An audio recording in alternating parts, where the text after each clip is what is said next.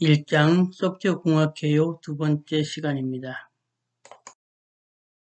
네, 그러면 소프트웨어 개발에 관련된 그 여러 유형의 사람들에 대해서 살펴보도록 하겠습니다. 먼저 사용자입니다. 사용자는 실제로 소프트웨어를 사용하는 사람을 얘기를 하는 거죠. 우리가 영어로 표현하면 유저라고 얘기를 할 수 있겠어요. 보통 여러분들이 이제 소프트웨어 개발된 소프트웨어 사용하는 경우 여러분들이 이제 사용자가 될 수 있겠죠. 그 다음에 고객은 이제 영어로 하면 커스터머라고 얘기를 할 수 있겠는데, 실제로 소프트웨어 개발을 의뢰하는 사람, 그러니까 소프트웨어 개발을 의뢰하고 거기에 개발된 소프트웨어에 대해서 비용을 지불하는 사람을 우리는 고객이라고 불러요. 보통 앞에서도 그 주문형 소프트웨어라고 할 때 고객의 니즈를, 필요에 의해서 소프트웨어를 만든다라고 하는데, 바로 그럴 때 고객의 니즈, 그때 이 고객이 되는 거죠. 그 다음에 소프트웨어 개발자는 실제로 소프트웨어 개발을 담당하는 소프트웨어 개발자라고 해서 여러분들 디벨로퍼라고만 생각할 수 있겠지만 저는 소프트웨어 엔지니어라고 하는 표현을 좋아합니다. 소프트웨어 엔지니어는 소프트웨어 요구사항을 제대로 수집하고 분석하는 요구사항 분석가, 그 다음에 데이터베이스를 잘 설계한 데이터베이스 전문가, 문서 작성자, 보통 이제 여러분들이 많이 종사하게 되는 분야인 프로그래머, 그다음에 테스트 엔지니어, QA 엔지니어 등이 소프트웨어 개발자라고 부를 수 있겠죠. 그다음에 개발 관리자에서 프로젝트를 관리하거나 비즈니스 경영을 담당하는 이런 사람 모두가 소프트웨어 개발에 관련된 어떤 여러 유형의 사람들에 속한다는 거죠. 네, 이전 시간에 소프트웨어 품질 얘기를 하면서 소프트웨어 품질은 나중에 설명하겠다라고 했는데, 이제 소프트웨어 품질에 대해서 한번 살펴보도록 하죠. 소프트웨어도 이제 품질이 있습니다. 여러분들이 여러 어떠한 공산품이든 품질이 있죠. 농산물도 품질이 있죠. 이쁜 모양의 튼실한 사과, 이제 그런 거라든지, 튼튼한 벼라든지, 하면, 좋은 품질의 사과, 좋은 품질의 벼, 쌀이다라고 얘기할 수 있겠는데, 소프트웨어도 이제 품질이 있습니다. 그래서, 먼저, 물론 여기서 얘기하는 이것 말고도 더 많은 품질들이 있는데, 몇 가지만 살펴보도록 하죠. 먼저 사용 용이성, 영어로 하면 이제 유저빌리티입니다. 유저빌리티, 사용 용이성이라고 하는 것은 소프트웨어를 얼마나 이제 빨리 배울 수 있고 작업을 쉽게 할 수 있느냐라고 하는 특성이 되겠습니다. 그래서 어떤 소프트웨어의 경우는 매뉴얼을 보고도 한참 만에 이제 쓸 수 있는 소프트웨어가 있는가 하면 그냥 메뉴 선택을 통해서 어떤 매뉴얼을 보지도 않고 메뉴만 적절하게 선택해서 기능을 빨리 파악할 수도 있겠죠. 그렇게 소프트웨어를 쉽게 익힐 수 있고 뭔가 쉽게 배울 수 있으면서 작업을 원활하게 할 수 있는 그런 특성을 사용용이성이라고 하죠. 이 사용용이성을 갖춘다고 하는 것은 상업용 소프트웨어에서는 대단히 중요하다는 거죠. 여러분들이 어떤 때는 어떤 소프트웨어를 만들 수 있어요. 그 다음에 여러분들이 만든 것과 동일한 기능을 하는 어떤 또 다른 소프트웨어를 회사에서 만든 경우가 있는데, 여러분들이 만든 거하고 회사에서 만든 경우의 소프트웨어를 비교해보면 기능 면에서는 어떤 대등한 관계일 때가 많아요. 그럴 수가 있습니다. 그래서 여러분들이 만든 거나 어떤 회사가 만든 거나 기능이 대등할 수는 있어요. 그런데 가장 큰 차이는 이런 유저빌리티에서 차이가 많이 납니다.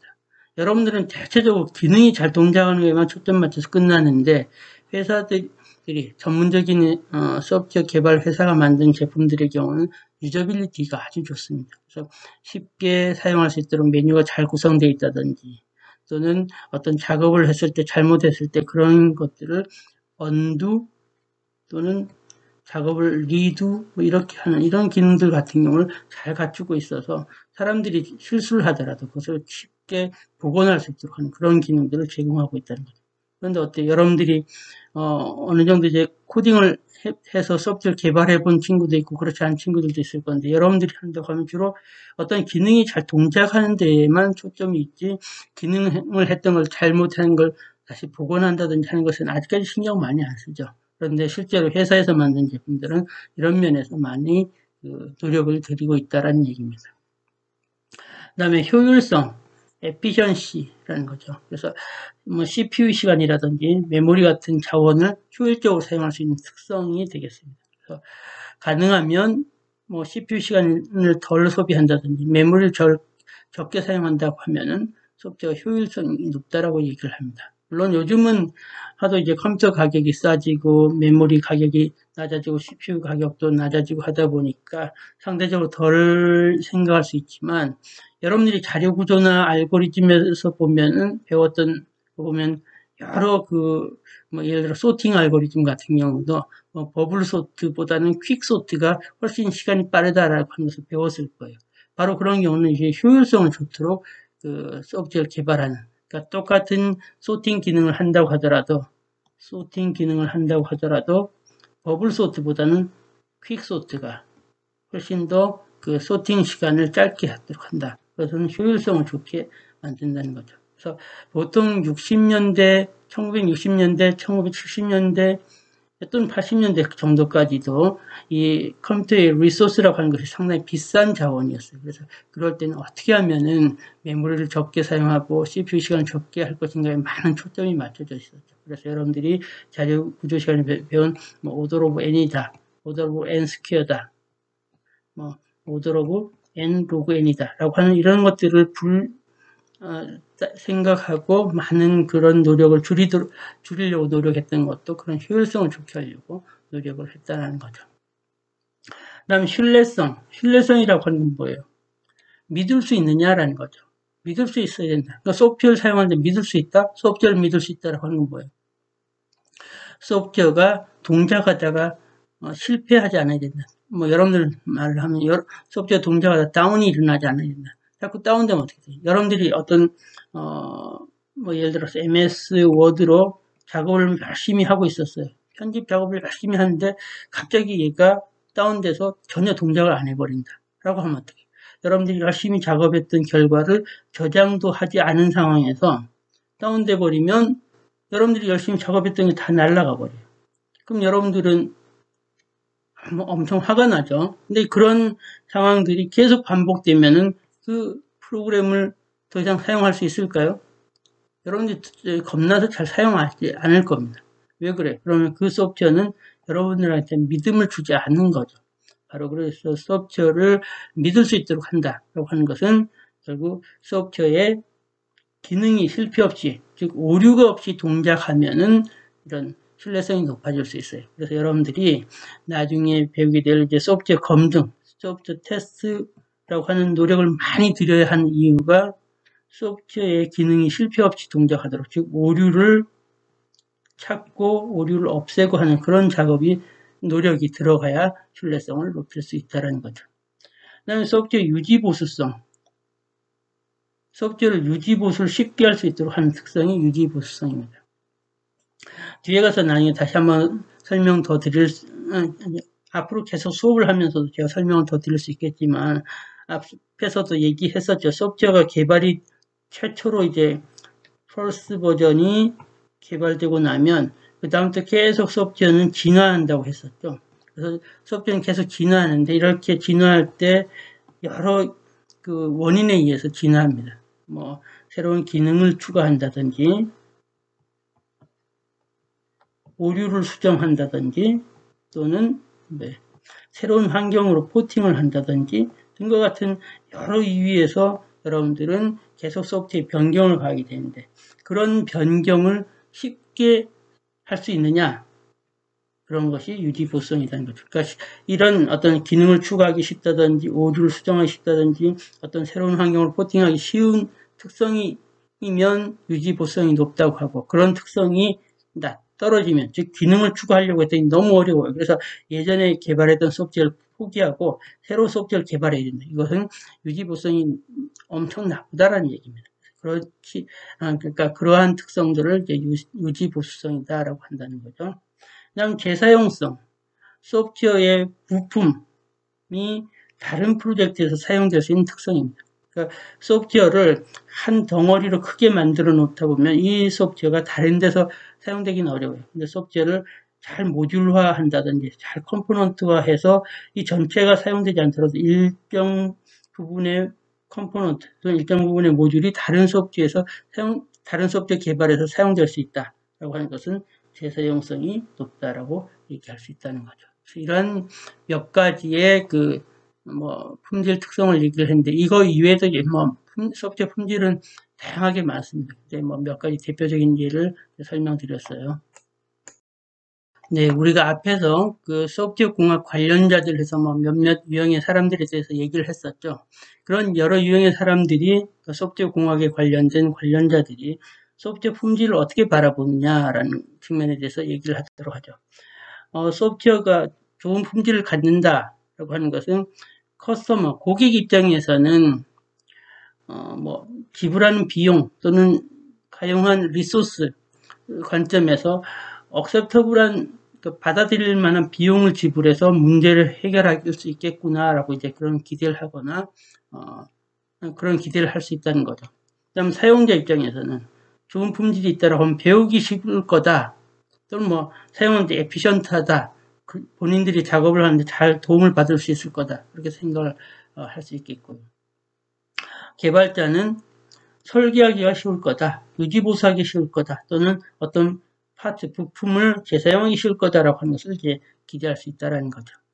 그 다음에 매니저 입장에서는 어떤 제품을 개발하거나 유지보수하는데 적은 비용으로 개발함으로써 고객을 만족시킬 수 있고 또는 더 많은 소프트웨어 제품을 판매할 수 있다는 거죠. 그래서 결국 소프트웨어 품질이라고 하는 것이 이 여러 유형의 소프트웨어 공학 관련자들 관점에서 바라보는 게 달라요. 그러니까 이러한 여러 유형의 사람들을 다 만족시키려고 하면 앞에서 얘기했던 대로 유저빌리티가 좋아야 된다, 메인터너빌리티가 좋아야 된다, 릴라빌리티가 좋아야 된다, 에피션시가 좋아야 된다 등등과 같은 다양한 유형의 품질 속성을 만족시켜야 한다는 거죠.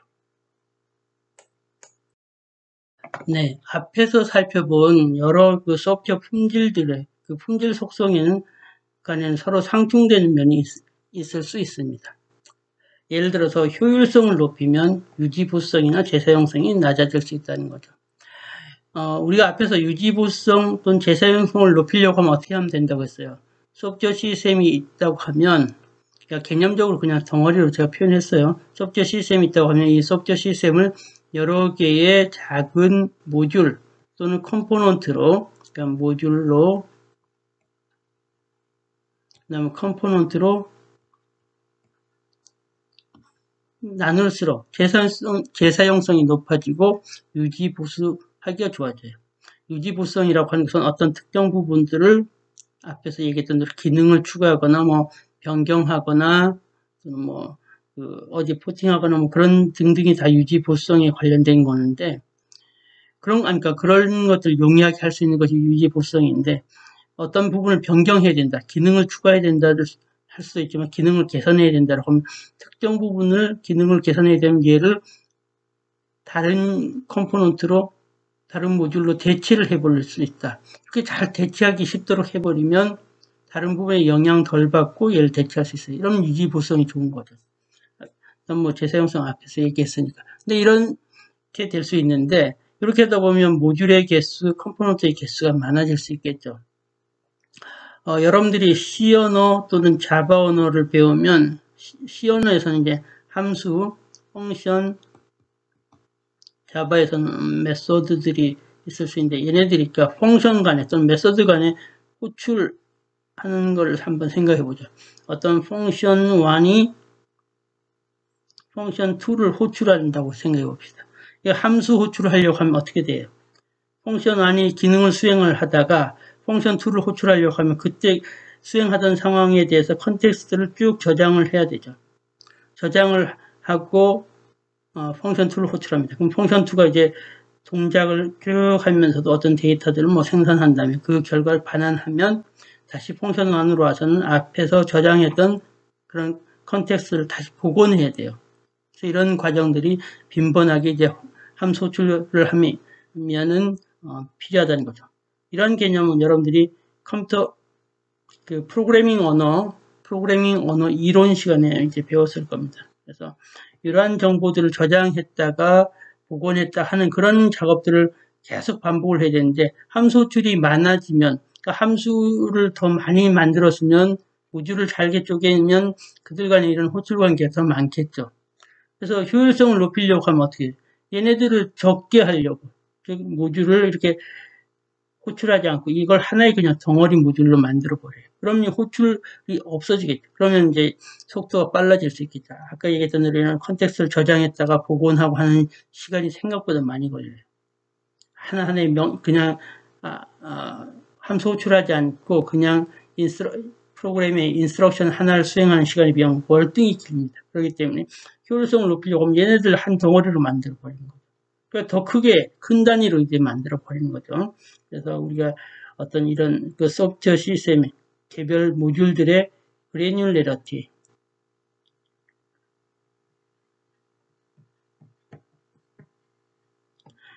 그래뉴레러티를 이제 그러니까 조밀도를 우리말로 하면 이제 조밀도예요.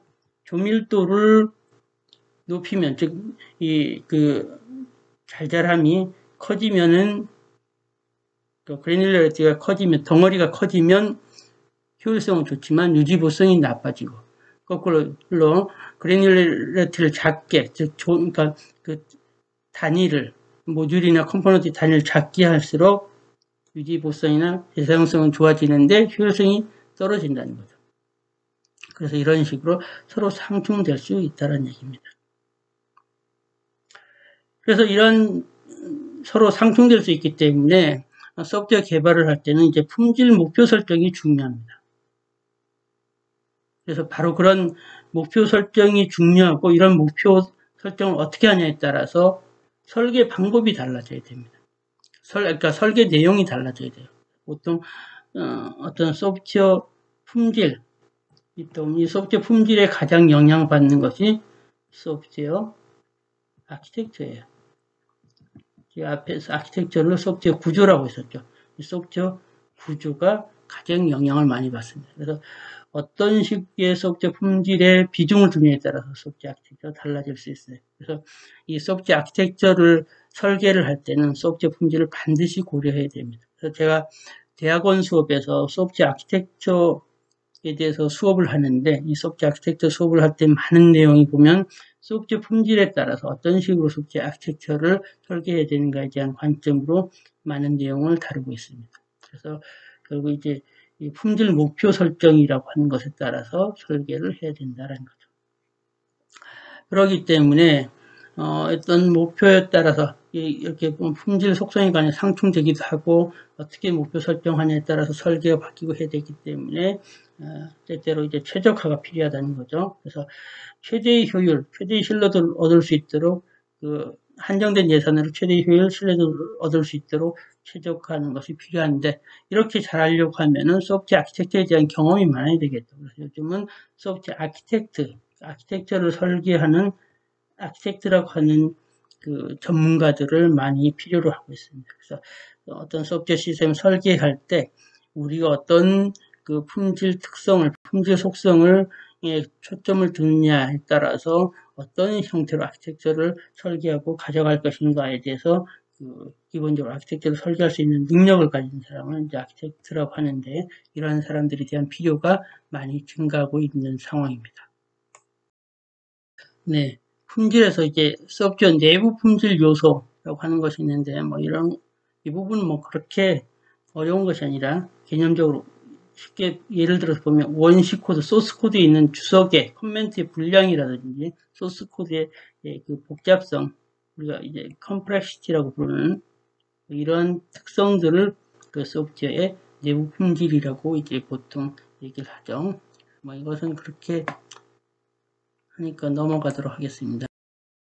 그 다음에 단기적 품질과 장기적 품질 관점으로도 나눌 수 있어요. 단기적 품질이라고 하는 것은 현재 당면 문제 요구사항을 잘 만족하고 있느냐, 그 만족하기 위해서 만족해야 할 품질 요소가 뭐고 그런 품질 요소 특성들을 잘 만족하고 있느냐, 그다음에 뭐 어떤 자료를 그 효율적으로 처리하느냐 이런 등등이 단기적 품질이라고 하면 장기적 품질이라고 하는 것은 현재 소프트웨어가 앞에서 얘기했던 대로 자꾸 이제 진화 과정을 거친다고 했죠. 그런 진화 과정을 거쳐 나가기 때, 그래서 지금 현재 이 버전의 문제가 아니라 전체 그 소프트웨어가 앞으로 계속 지나는 과정에서도 유지되어야 할 그런 걸 만족해야 할 그런 품질이 이제 장기적 품질이에요. 그래서 보통 유지보수성이 아주 중요한 그 특성이 되겠고, 얘는 앞으로 고객의 그 미래에 발생할 고객의 요구사항 그런 관점들을 잘 고려해서 어떤 소프트웨어를 설계해야 되는 그런 특성이 있는 거죠. 그래서 조금 더 이제 그 장기적으로 롱통으로 바라다 보니까 소프트웨어의 변화를 어떻게 잘 쉽게 수용하게 할 것이냐라고 하는 측면이 높은 비중이 되겠고, 장기적 품질은 이렇게 어떻게 효율적으로 처리하느냐에 대한 그런 측면에 이제 어떻게 사용하기 쉽게 하느냐 그런 측면들에 좀 더 초점을 맞춰졌다라고 생각하면 되겠습니다. 다음은 소프트웨어 프로젝트 유형에 대해서 살펴보도록 하겠습니다. 그 프로젝트 유형은 아무것도 없는 데서 이제 새로운 걸 만든 그 새로운 시스템을 개발하는 그런 프로젝트도 있을 수 있어요. 그래서 그런 아무것도 없는 상황에서 새로운 시스템을 개발하고 구축하는 그런 프로젝트도 있을 수 있겠고, 이미 만들어진 소프트웨어가 진화해 나가는 그런 형태로 기존 소프트웨어를 기능을 추가하거나 유지보수하면서 뭔가 오류를 고치거나 해서 진행하는 그런 프로젝트도 있겠고요. 그 다음에 컴포넌트 기반 프로젝트라고 하는 것은 얘네들은 새로운 시스템 같은 경우 이제 통째로 하나의 소프트웨어 시스템을 개발을 해요. 그래서 여기에 들어가는 모든 요소들을 다 처음부터 이제 개발하는 그런 형태가 되겠고, 진화하는 유형은 이러한 그 기존에 개발됐던 소프트웨어들의 일정 부분들을 기능을 개선하거나 또는 뭐 기능을 추가하거나 이런 그런 형태가 되겠고, 컴포넌트 기반이라고 하는 것은 이렇게 소프트웨어를 만드는데 각각의 요소들이 이미 만들어져 있는 그런 컴포넌트를 가지고 조립을 하는 그런 개념이라고 이제 좀 보시면 되겠습니다. 그래서 약간 그런 면에서 이제 이 세 가지 유형을 구별을 한 거라고 보시면 되겠죠. 무슨 말인지 아시겠죠? 새로운 시스템 개발 같은 경우는 각 모듈들을 이제 처음부터 개발한다라고 보시면 되겠고, 진화 유형은 그렇게 이미 개발됐던 그 모듈들 중에 일부를 기능 개선을 한다든지, 뭐 기능을 추가한다든지, 고친다든지 그런 형태가 되겠고, 컴포넌트 기반이라고 하는 것은 이런 소프트웨어 시스템을 개발하는데 각각의 요소들을 컴포넌트를 가지고 조립을 한다 그렇게 이해하시면 되겠습니다. 그래서 뭐 그렇게 본다고 하면 뭐 필요한 특징이 새로운 시스템 개발에는 뭐 창조력이 발휘돼야 되겠죠. 작업에 아무래도 시간이 많이 소요되겠죠. 그다음 예선 소프트웨어 구조가 아주 중요하다는 거죠.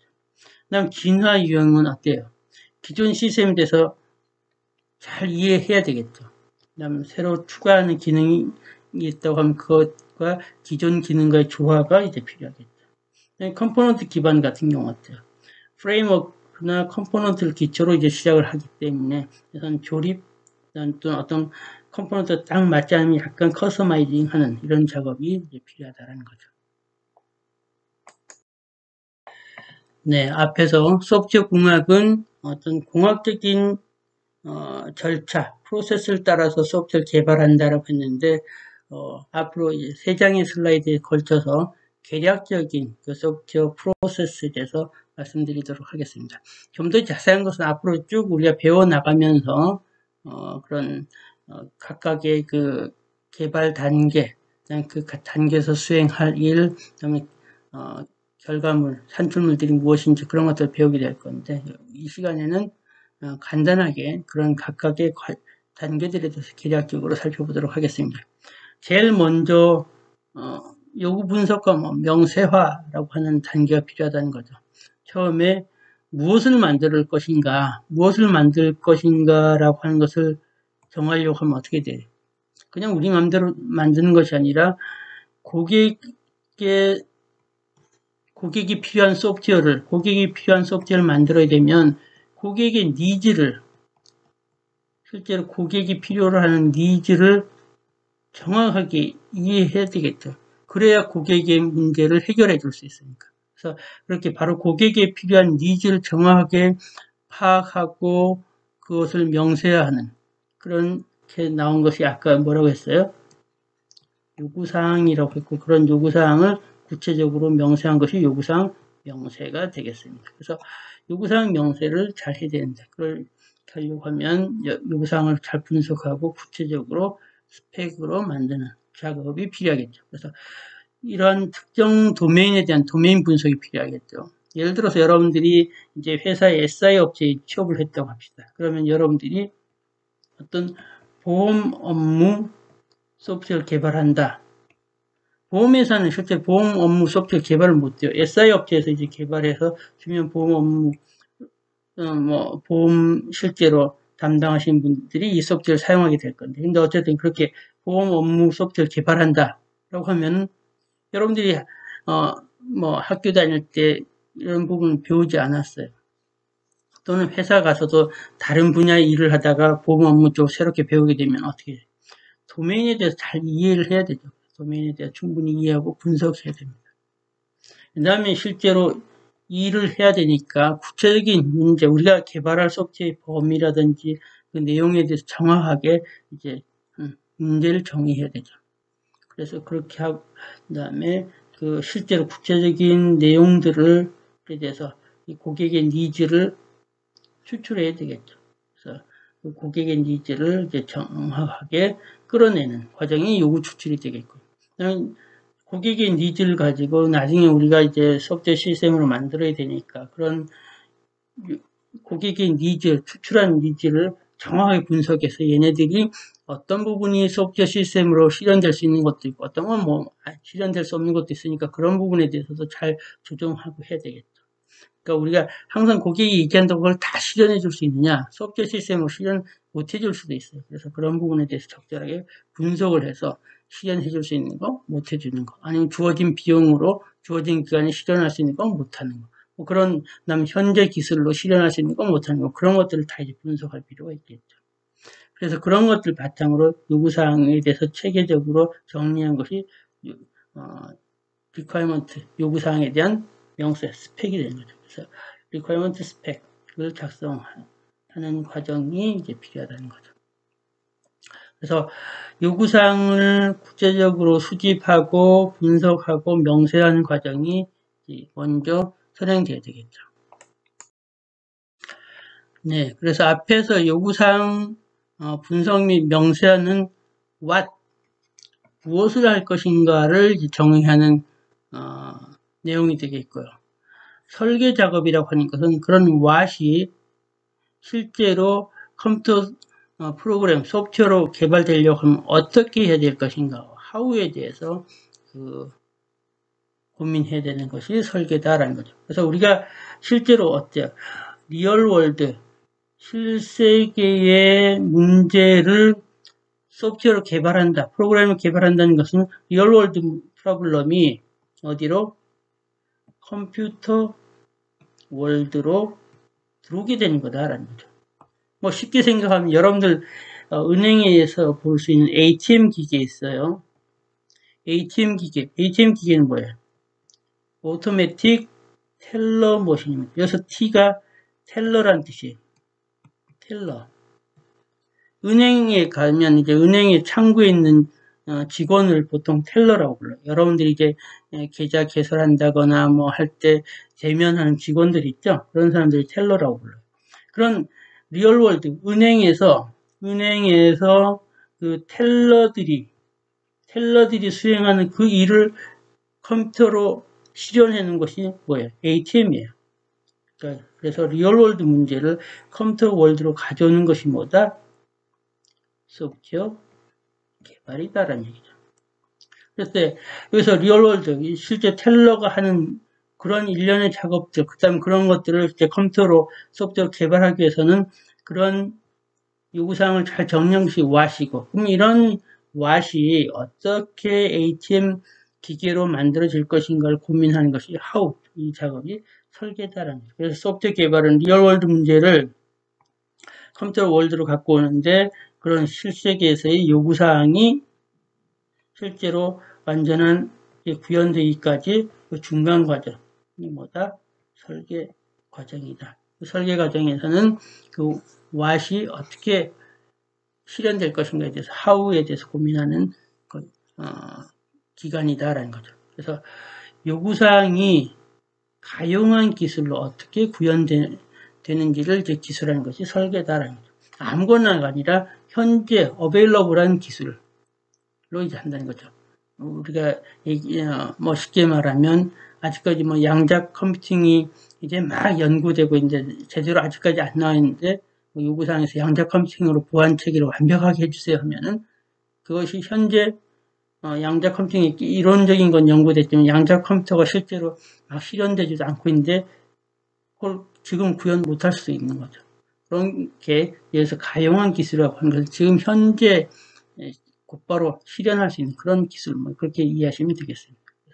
그런 기술로 어떻게 소프트웨어를 구현하는지를 기술하는 것이 설계다라는 거죠. 그래서 설계 작업은 뭐 크게 어떤 부분이 하드웨어, 어떤 부분이 소프트웨어가 되어야 되는지를 결정한다든지, 그 다음에 커다란 소프트웨어 시스템을 여러 개의 서브 시스템을 분할하고 서브 시스템 간에 어떻게 작동하는지 결정하는 소프트웨어 아키텍처를 결정하는 작업이라든지, 그다음 서브 시스템 내부에 대한 상세 설계, 즉 어떤 그 로직으로 동작해야 된다는, 예를 들어서 앞에 어떤 분류 작업을 해야 된다, 그럼 소팅 작업을 해야 된다, 그럼 소팅을 해야 된다라는 것은 미리 이제 정할 수 있어요. 그렇지만 이것이 코드로 구현되려고 하면 소팅에서 우리가 버블을 쓸 거냐,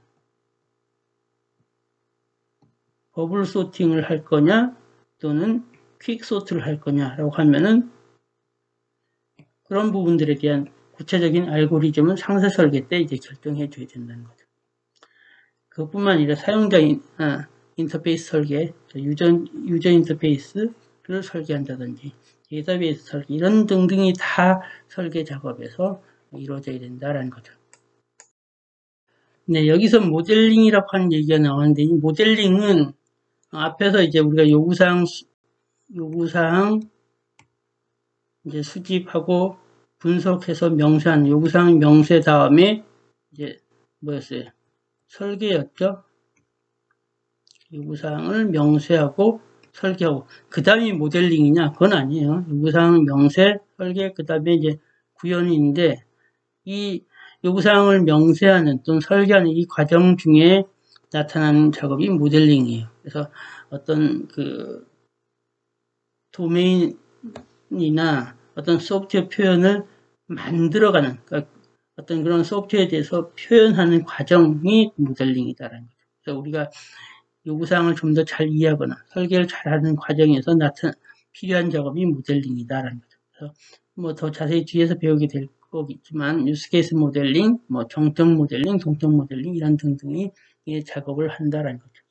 결국 우리가 완성된 소프트웨어는 종이 위에 이제 까만 글씨로 쓰여진 소스 코드죠. 근데 소스 코드라고 하는 것은 앞에서도 얘기했던 대로 더 잘 구조를 이해 못해요. 그래서 이러한 것들에 대해서 개념적으로 어떤 도식화해서 표현하거나 하는 그런 과정이 모델링 작업이다. 그러니까 얘네들은 어때요? 모델링은 이렇게 구현하기 앞서서 있는 거죠. 그래서 주로 요구사항 명세나 설계 단계에서 모델링 작업을 많이 한다라는 얘기입니다.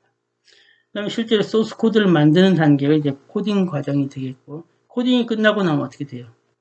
그 다음에 그 코딩이 제대로 됐는지 확인하기 위한 검증 과정이 필요하죠. 검증 과정을 우리는 테스트 단계라고 부르죠. 그래서 요구사항 명세, 설계, 그 다음에 구현, 그 다음이 검증 단계.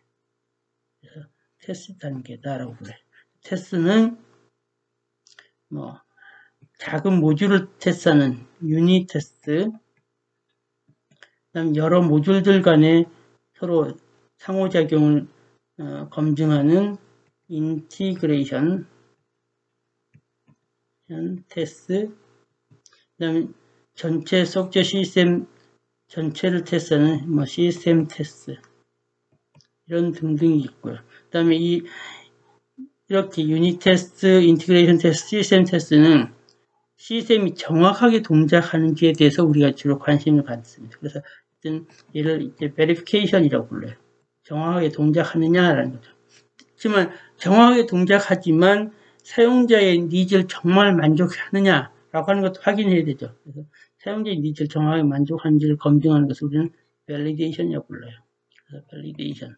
그래서 우리가 보통 이 검증 과정을 VNV다라고 VNV라고 많이 부르는데 이 V가 하나는 verification, 정확하게 동작하느냐, 그 다음에 V는 validation, 뭐죠? 고객의 니즈를 정확하게 만족하느냐라고 하는 것들을 이제 검증하는 것이죠. 그래서 그런 검증 과정에서 뭐 리뷰, 인스펙션, 테스트 이런 작업을 하게 되겠고요. 그래서 그것이 끝나고 나면 이제 소프트웨어를 배포해야 되죠. 뭐 우리가 릴리즈한다 또는 배포한다라고 하겠고 그런 작업들이 이제 쭉 필요하겠습니다.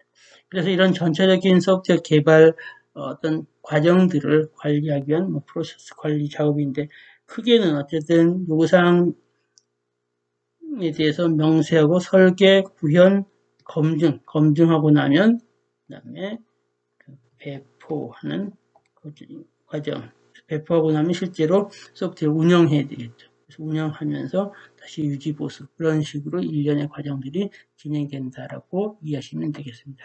이런 부분에 대해서는 앞으로 이제 좀 더 이제 자세하게 우리가 이제 다음 시간에는 소프트웨어 개발 프로세스에 대해서 살펴볼 거고, 그다음 이제 사장부터 이제 요구사항 명세해서 차근차근 배워 나가게 될 것입니다. 네, 이상으로 오늘 수업을 마치도록 하겠습니다.